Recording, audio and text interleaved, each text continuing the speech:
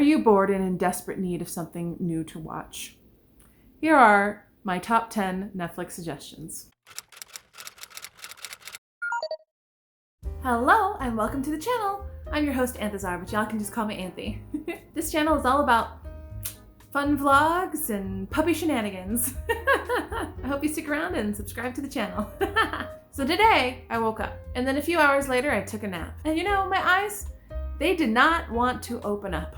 Today is just one of those days where my eyes are they just want to be closed. Nope, we're done. We're done. So here's my top 10 Netflix suggestions on a day where all I want to do is watch TV and sleep. The first 6 are not in any particular order, but the last 4 are my top 4 for this list. Are there other shows that I really like and movies that I like? Absolutely. I actually wrote down like 30 of them that were off the top of my head, and I narrowed it down to 10 for now. So I can always make another video with another top 10 Netflix suggestions. I tried to make my list a variety of different things and genres and stuff that I like to watch, so we're just gonna go with that. But at the top of my list is a short documentary called Minimalism. It's about these two guys called the Minimalists who go around the country in just a backpack and talk about what it's like to be minimalists and how our life is controlled by consumerism. Fitting documentary to watch during the season of Christmas, which has also been overtaken by the spirit of consumerism. It's a wonderful watch. It's a wonderful documentary. I've watched it a couple of times simply because I just like it. Am I personally a minimalist?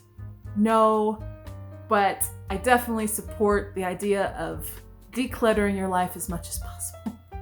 So a movie on my list is called A Silent Voice. It is an animation from Japan. It explores one class I think they're in elementary school, or they're not in kindergarten. So they're not in middle school. I don't know how old they are. They're probably around the ages of 7 to 9. And it explores the devastating effects that bullying has on the class as a whole, not just the one that was bullied. It shows how it affected their lives even up until high school. A girl who is deaf is transferred into their class and ends up being bullied. I just highly recommend it. It's such a good movie. A+, go watch it. So now for a fun, quirky series.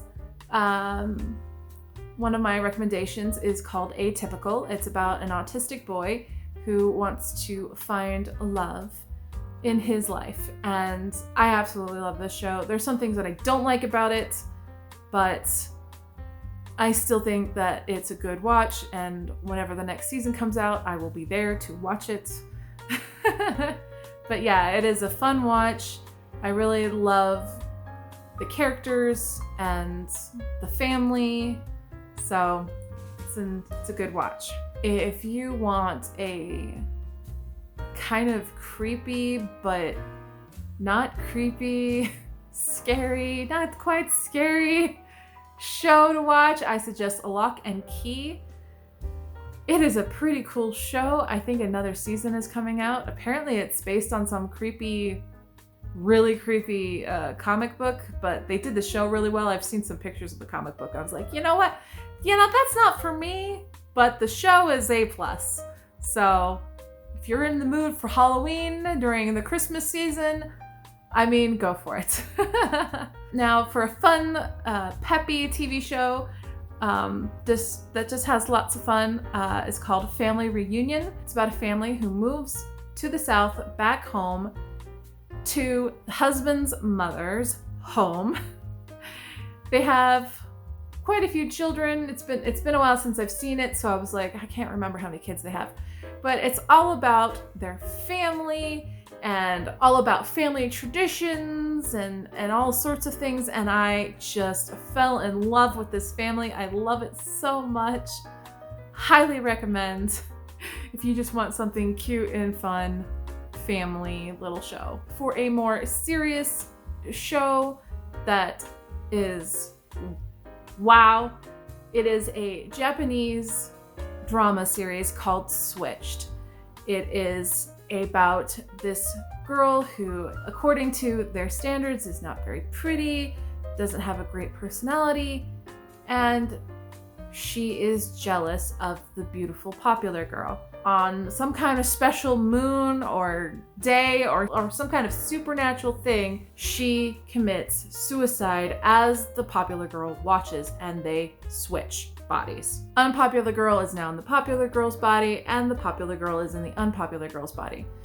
And at first it's hard, and the popular girl is trying to get her body back, and no one will help her, but because of her kindness and personality, people begin to like her even when she's not in her normal body.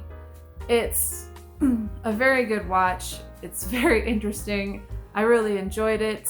There are a lot of suicide themes, so it's a little bit more mature. I really, really loved it. Good watch, good serious watch.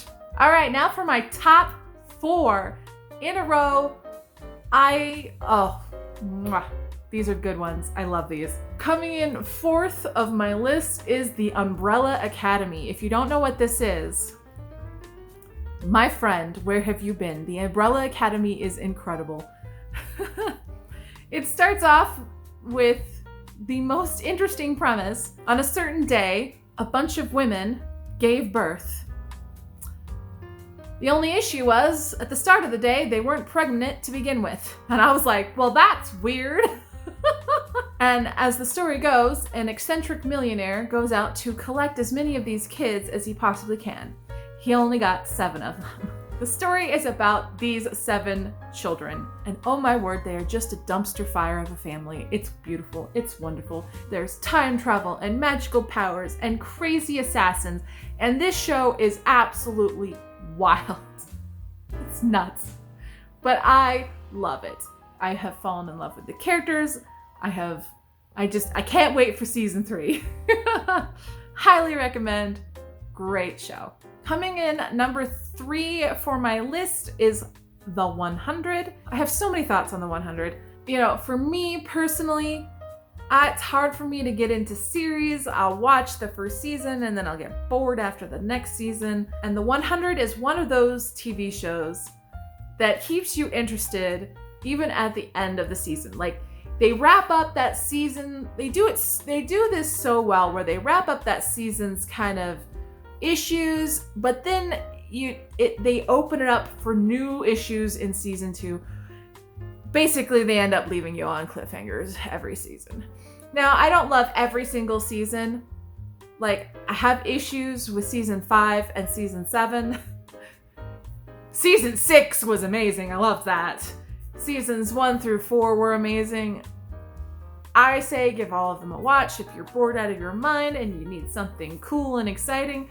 It's a great sci-fi show. I've loved it. I love the characters. Just word of advice, just be careful who you get attached to, because, you know, the body count is high.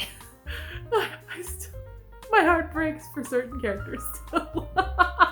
Coming in number 2 for my list is a beautiful old classic. It is Avatar: The Last Airbender. It is a cartoon series. It has 3 seasons. It is the most charming series. If you haven't heard of it, I mean, the entire world went nuts when Avatar: The Last Airbender dropped on Netflix. So I remember watching it when I was a kid and falling in love with it. I might have bought the DVDs twice, so I have DVDs and Blu-rays. It is a fantastic series. Please do not confuse Avatar: The Last Airbender with the live-action movie or its sequel, The Legend of Korra. While The Legend of Korra is enjoyable and passable, it's not as good as the first one, simply because they just wrote it differently, and yeah, that's a discussion for a whole other movie of my issues with The Legend of Korra. Like, I love it, and then I just like, oh, it pains my soul too at the same time. The Last Airbender movie, live action movie, is a blight upon mankind. It's just a blight upon mankind. But it is that bad. I'll say two things on it. It is not true to the original material, ruining kind of the original material in many ways. Okay. And then it's also a poorly done movie. It's just bad. Hallmark Channel movie, Lifetime movies, you know, those B movies that don't get very much budgets, those are better. Okay, I'm done. I was so excited for that movie, and then my soul was crushed. Okay, I'm done. And now at the very top of my list, my ultimate love, Anne with an E. I love this show so much. It is such a sweet and charming show. It is based on the book Anne of Green Gables. If you don't know what that is, it's a book. It's about this young orphan girl who gets taken in by an elderly brother and sister who wanted a boy to come and help them on the farm. Unfortunately, the orphanage sent them Anne, a girl. And for a while, they wonder if they're going to send her back because she's a girl. But they end up falling in love with Anne's precocious nature and charming, imaginative mind. I love this series so much. It expands on the world so much, and there's just so much about it that I love. And one thing that I love is that they kind of explore a little bit of the dark nature of what it would have been like for a child to be in an overcrowded orphanage and its effect on the child. And it's not a lot.